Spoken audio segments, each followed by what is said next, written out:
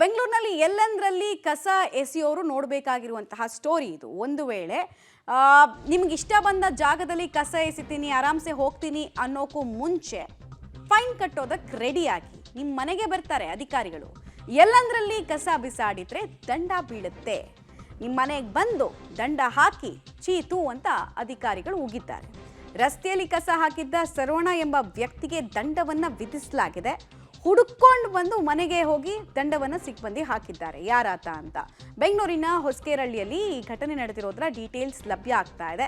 CCTV ದೃಶ್ಯ ಆಧರಿಸಿ ಸರವಣನನ್ನ ಪತ್ತೆ ಹಚ್ಚಿದ್ದಾರೆ. ನೋಡಿ, ಆತ ಆರಾಮ್ಸೆ ಬಂದು ಕರೆಂಟ್ ಕಂಬದ ಹತ್ರ ಕಸದ್ದು ಕವರ್ನ ಇಟ್ಟು ಅಲ್ಲಿಂದ ಆತ ಹೋಗ್ತಾನೆ. ಇದು ಅಧಿಕಾರಿಗಳ ಗಮನಕ್ಕೆ ಬರುತ್ತೆ. ಆತನ ಗ್ರಾಚಾರ ಕೆಟ್ಟಿತ್ತು. ಮನೆ ಹತ್ರ ಬಂದು ಉಗಿದು ಅಷ್ಟಾದರೂ ಬೇಡವಾ ಸೆನ್ಸು ಅಂತ ಹೇಳಿ ಫೈನನ್ನು ಕಲೆಕ್ಟ್ ಮಾಡಿದ್ದಾರೆ.